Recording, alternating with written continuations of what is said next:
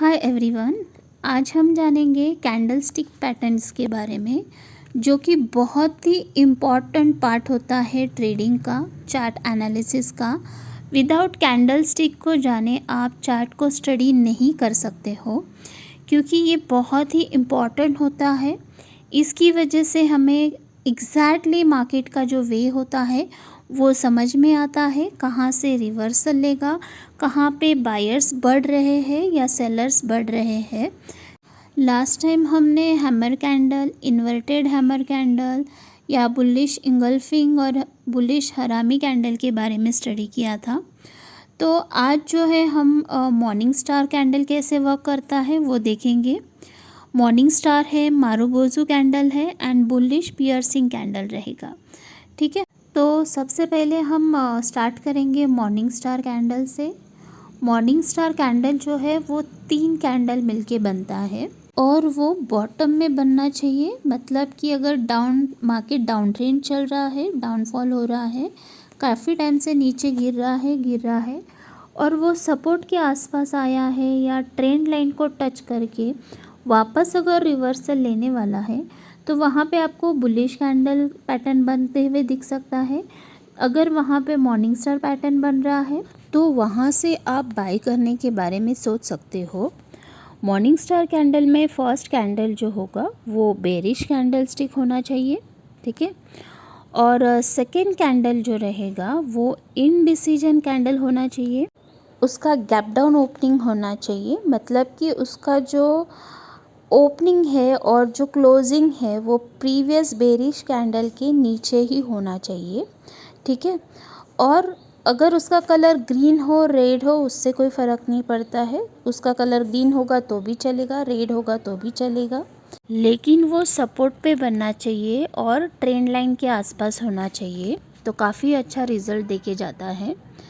तो उसका जो नेक्स्ट कैंडल रहेगा, इनडिसीजन कैंडल के बाद जो बुलिश कैंडल बनेगा, वो एक तो गैप अप ओपनिंग होना चाहिए। मतलब उसकी जो ओपनिंग है वो प्रीवियस इनडिसीजन कैंडल के ऊपर होनी चाहिए, ठीक है, उसके क्लोजिंग के ऊपर होनी चाहिए। और प्रीवियस बेरिश कैंडल के उसने एटलीस्ट 50% जो है वो बॉडी कवर करना चाहिए, ठीक है। अगर वो 50% एंड अबाव उसका बॉडी कवर करता है बेरिश कैंडल का, तो वो स्टैंडर्ड बुलिश सिग्नल देता है।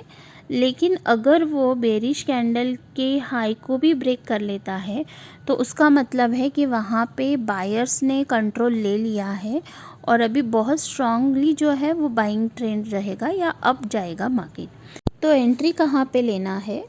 बुलिश कैंडल का जैसे ही हाई ब्रेक होता है, तो जो भी रेट आपको मिलेगा उस वक्त, उस रेट पे आपने एंट्री लेना है, ठीक है। और उसका जो एसएल है वो इनडिसीजन कैंडल का जो लो रहेगा या उसके लो से 2-3 पॉइंट नीचे का रखना है, ठीक है। और आपने ये भी ध्यान रखना है कि इनडिसीजन कैंडल का जो लो रहेगा वो अनब्रेकेबल होना चाहिए। मतलब कि उसके प्रीवियस या उसके बाद वाले कैंडल ने उसके लो को ब्रेक नहीं करना चाहिए। अगर ब्रेक किया हो तो आप वहाँ पे एंट्री नहीं लोगे। और उसका जो टारगेट है वो जितने पॉइंट का डाउनफॉल उसने दिया है, उतने पॉइंट का हाफ जो है वो आपका फर्स्ट टारगेट रहेगा, और जहाँ से वो रिवर्सल होना स्टार्ट हुआ है वो आपका सेकंड टारगेट रहेगा, ठीक है। तो जब तक इसका एसएल हिट नहीं होता है या इसके टारगेट अचीव नहीं होते हैं, या फिर अगर ऊपर जाने के बाद आपको कोई सेलिंग कैंडल पैटर्न स्टिक दिख रहा है, जैसे कि आपको वहाँ पे हैंगिंग मैन दिख रहा है या फिर आपको बेरिश हरामी कैंडल पैटर्न स्टिक दिखेगा और उसका लो ब्रेक करेगा, तो वहाँ पे आपने सेफ्टी के लिए एग्ज़िट कर लेना है, या फिर आपका एसएल जो है वो ट्रेल करते करते उसको होल्ड करना है, ठीक है। अब हम नेक्स्ट बुलिश कैंडल के बारे में डिस्कस करेंगे, जो कि है मारुबोजू कैंडल, ठीक है। मारुबोजू कैंडल जो है वो बहुत बड़ी कैंडल होती है। इसका ओपन से लेके क्लोजिंग तक ही ये काफ़ी पॉइंट का मूवमेंट देके चला जाता है। तो वो बताता है कि अभी जो है बुलिश कंट्रोल कर रहे हैं मार्केट को। तो मारुबोजू कैंडल में 3 टाइप के कैंडल्स रहेंगे। एक तो रहेगा फुल मारुबोजू कैंडल, सेकेंड रहेगा open marubozu candle and third रहेगा क्लोज मारुबोजू कैंडल। तो ओपन मारुबोजू कैंडल जो है उसके जहाँ पे ओपन स्टार्ट होती है वहाँ पे वीक नहीं होता है, और जो क्लोज मारुबोजू कैंडल होता है उसके क्लोजिंग पे वीक नहीं होता है। ठीक है, तो अब मारुबोजू कैंडल में भी हमें देखना है कि डाउनफॉल होना चाहिए, सपोर्ट के आसपास होना चाहिए और ट्रेंड लाइन के आसपास होना चाहिए।